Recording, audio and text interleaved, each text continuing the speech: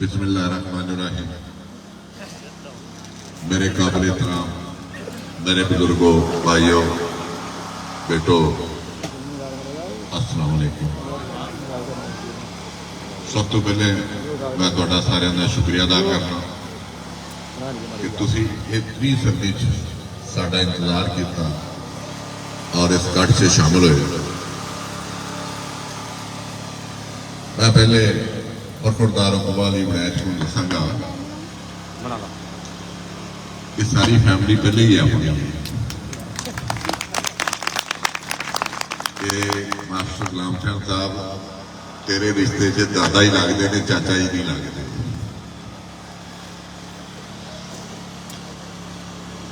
इस वास्ते मकबूल साहब बैठे ने। मैं दसना चाहना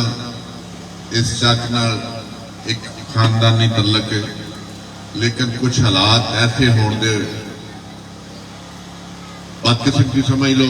कि साडे खान च एक नातफाकी पई। कुछ अजीज, कुछ दोस्त दूसरे घर ना चले गए, कुछ दोस्त मेरे ना आ गए।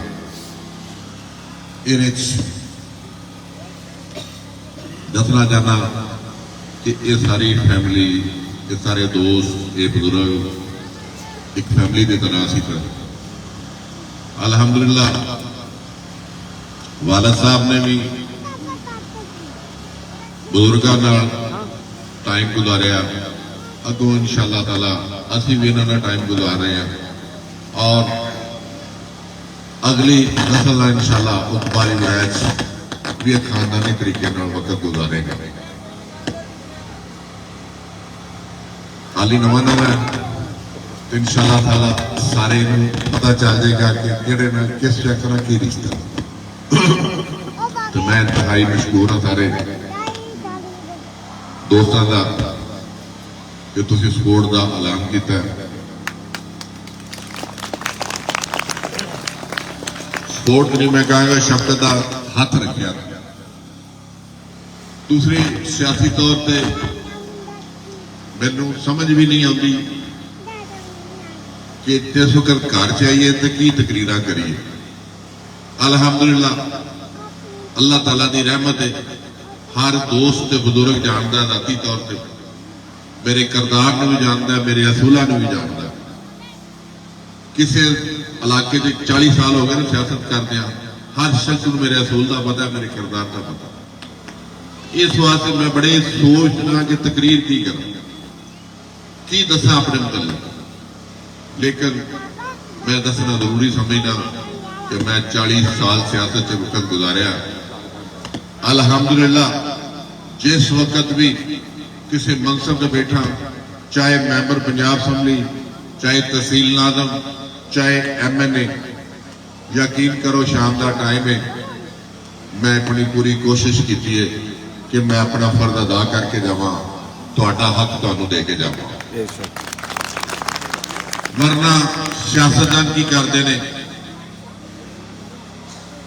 कि जिस वक्त मुंतखब हो जाते हैं वो अपने इलाकों, अपने लोगों, अपने दोस्तों, अपने लीडर को भूल जाते हैं। यकीन करो अगर मैं जितना टाइम इस काम च सियासत च देना या तुहाडा हक देने वास्ते दौड़ना, अगर 25% भी मैं अपना टाइम और तू सेव कराना तो शायद मैं अज कई मिलों का मालिक होंदा, कई मरब्बियां का मालिक होंदा। लेकिन मैं कत्तन कदी पैसे के मुतलक नहीं सोचा, कत्तन कदी मिलों के फैसले मुतलक नहीं सोचा। मेरे अंदर इको गल होंदी है कि अल्लाह ताला ने मैनू बहुत बड़ी प्रॉपर्टी दे दी है, अल्लाह ताला ने बहुत बड़ा बैंक बैलेंस दे दिता है। वो किस शक्ल से दे दिता है? यह सारा कुछ ही दे, सामने बैंक बैलेंस है, ये मिलों ने, ये मुरब्बे ने, ये सब कुछ यही है। देखो इंसान अगर पैसा इकट्ठा करता है, अगर जायदाद बनाता है तो इज्जत नहीं बनाता है। तो जे अल्लाह ताला ने पहले ही रहमत की है, हर तरीके कुदरत की मेहरबानी है, तो अल्लाह ताला ने इज्जत तो नवाजा, तो फिर मिलों की जरूरत नहीं होती, फिर प्रॉपर्टियां की जरूरत नहीं होती। मैं कभी नहीं सोचा अल्लाह ताला का शुक्र अदा करना कि जितनी जरूरत अल्लाह ताला दे देता है और अल्हम्दुलिल्लाह रिज़्क़े हलाल वालिद मोहतरम ने भी कमाया सी और रिज़्क़े हलाल कमा के इंशाअल्लाह ताला मैं भी अपने बच्चों को देगा ते मैं इंशाअल्लाह फख्र करना कोई शख्स उंगली नहीं उठाता जेड़ा पिछले 5 साल असी इम्तिहान जो गुजरे हैं मैं हर अदारे की इंक्वायरी पूछी है हर अदारे ने अपना पूरा जोर लाया अल्हम्दुलिल्लाह खालिद वड़ाई के मुतल्लिक कोई चीज नहीं लग सकती और मैं समझना मेरे लागदे लाने में इस चीज का फख्र है मेरे दोस्तों ने फख्र है कि अल्लाह ताला की रहमत है कोई झूठे इल्जाम लाए तो बेशक लाई जाए लेकिन कोई चीज साबित नहीं कर सकिया 5 साल पीटीआई की गवर्नमेंट सिर्फ यही काम करती थी कि रेवन्यू का रिकॉर्ड बैंक के अकाउंट लाया कई कुछ किया बहुत सारी इंक्वायरियां की लेकिन अल्हम्दुलिल्लाह अल्लाह ताला ने सानू सुरखरू किया ये 5 साल दे 4 साल गवर्नमेंट पीटीआई दी रही बदकिस्मती कि इस इलाके की डेवलपमेंट नहीं हो सकती मैं दसना चाहना मुफ्तर च नमाज का भी टाइम हो जाना कि इस वक्त तकरीबन 17 अरब के कम 105 शुरू ने थोड़ी तो गैस चल गई थी लेकिन 50 चक ऐसे सन जो सुई गैस का प्रोजेक्ट रोक दिया गया गोजरे के तकरीबन वाटर सप्लाई की एक प्रोजेक्ट से उन्होंने रोक दिता गया उस अलावा अंडरपास का प्रोजेक्ट से उन्होंने रोक दिता गया उस तो बाद सीवरेज सिस्टम का प्रोजेक्ट उन्होंने रोक दिता गया यानी कि बहुत सारे प्रोजेक्ट इस वजह तो रोक दिते गए कि ये प्रोजेक्ट जोड़े ने खालिद वड़ैच ने दिते ने ये प्रोजेक्ट पाकिस्तान मुस्लिम लीग नून ने दिते ने इस वजह तो रोक दिता गया वरना अज जो 50 चक गैस के महरूम ने या उत्थे अलहमदुलिल्लाह काम शुरू हो चुका है ये 2018 च कंप्लीट हो जाने सन उन्होंने इस सुई गैस की सहूलत 2018 च मिल जानी थी लेकिन असामा हमला ने एक दिन की कोशिश की बल्कि उन्होंने रोकया गया अगर रोकना ना तो अज उस सुई गैस लोग फैला ठाते होते लेकिन सोचना चाहिए साढ़े अंदर एक मुस्बत सोच पैदा होनी चाहिए क्या जिहड़ा शख्स अपना फर्ज अदा करता तुहाडा हक तुहानू देता दिन रात तुहाडे लई कोशिश करता चाहे किसी बरादरी नाले चाहे किसी पार्टी नाले उस शख्स का साथ देना चाहिए जिहड़ा शख्स तुहाडी दिन रात खिदमत करता लेकिन बदकिस्मती कि हर शख्स एक ग्रुप बंदी रही है कि शायद